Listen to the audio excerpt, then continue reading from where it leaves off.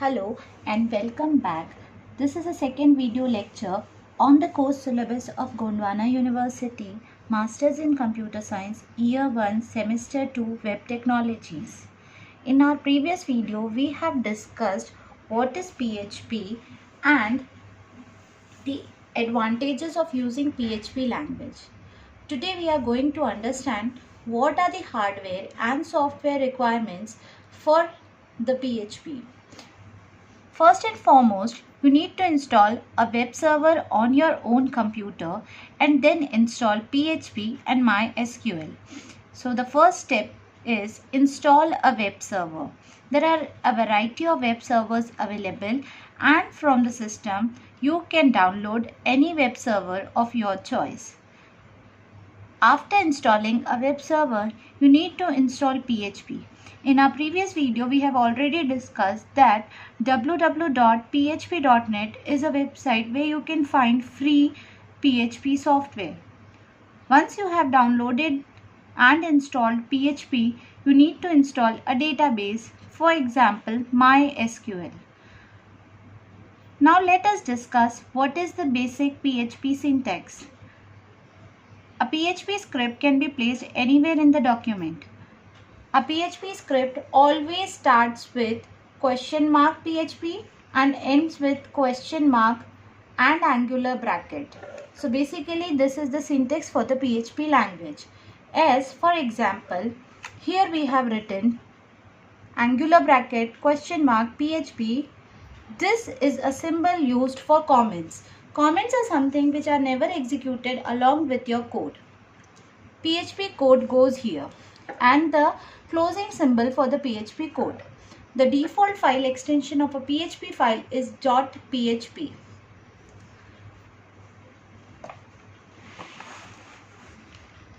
A PHP file normally contains HTML tags and some PHP scripting language. Example 1. A PHP script that uses a built-in PHP function echo. Echo is a function used to display something on your screen. In our first example, we are going to understand a small example to display the statement hello world on your screen. HTML body.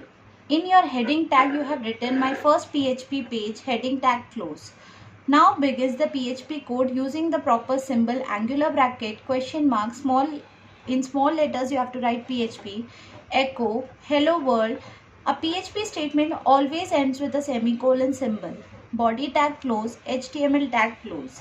Yes, to remember here in the note section I have already mentioned that PHP statements end with a semicolon.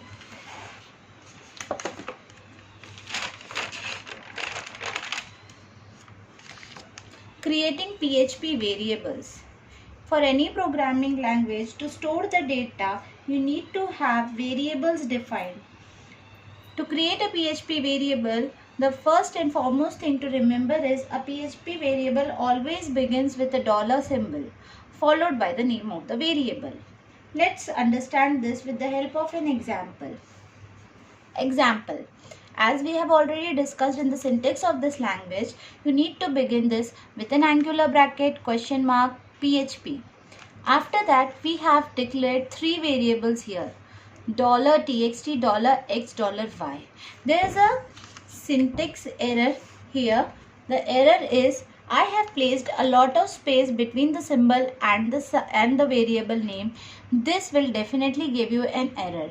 So you need to remember this symbol and the variable name has no space in between. If in case you need to give some space.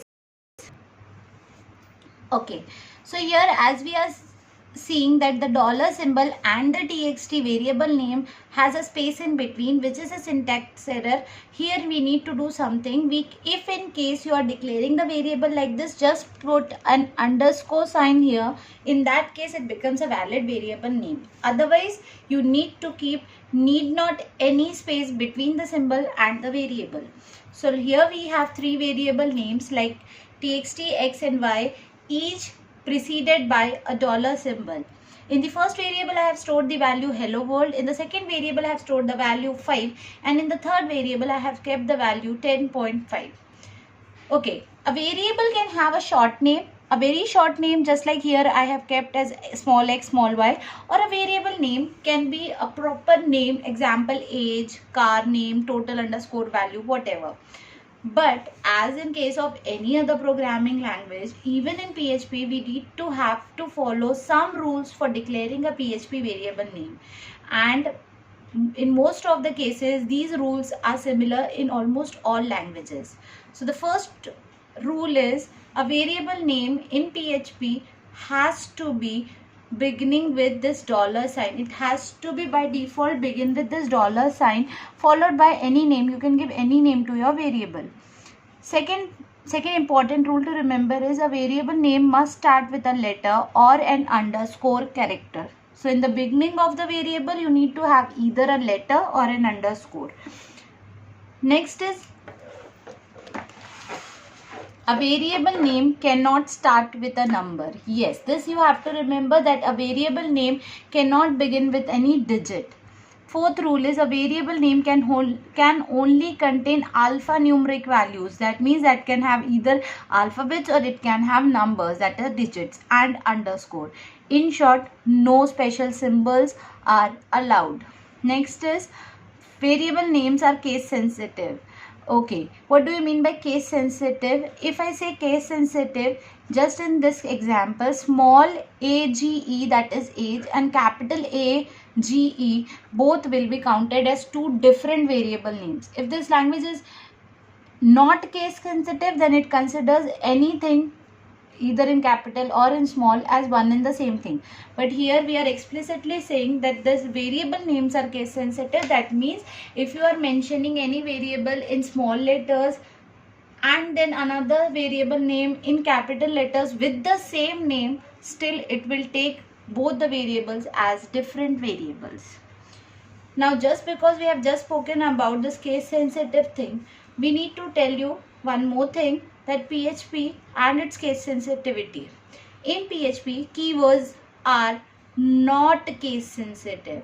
Variable names were case sensitive, that means they are case sensitive, but PHP keywords are not case sensitive. For example, just now as we have discussed in our previous example, there was a function called as echo to display something. It was an output function to display something on the screen. That particular echo can either be written in small letters or capital letters or a combination of small and capital letters. In all the three cases, you will get the same output. That means you are going to get the output without any error, because PHP keywords are not case sensitive. As you can see in this example also, I have kept 3 echo statements inside the PHP code, where the first echo statement, the E is capital, in the second statement the E is in small case, and in the third statement the E is capital and the C is small. But in all the 3 cases you are going to get the output. Now one more example is here. Doc type HTML body PHP. Here I have mentioned one variable in the PHP code as dollar color equals to red, and then in the echo statement I am saying my car is this variable name, my car is the variable name. Since I just told you that although the keywords are not case sensitive but the variables are case sensitive, in this case only the output of the first statement will be displayed. The second statement, it will become an invalid statement because you don't have any variable with this name. Okay, dollar caps color, you don't have any variable with this name. Variables names have to be mentioned in proper case everywhere where they are used. So this is it. In our coming videos, we are going to discuss the scope of a variable, how to discuss, how to display the comments on your PHP screen, and we will move ahead with the data types. If in case you have any doubt in the topics learnt so far, please comment me. Thank you. Bye.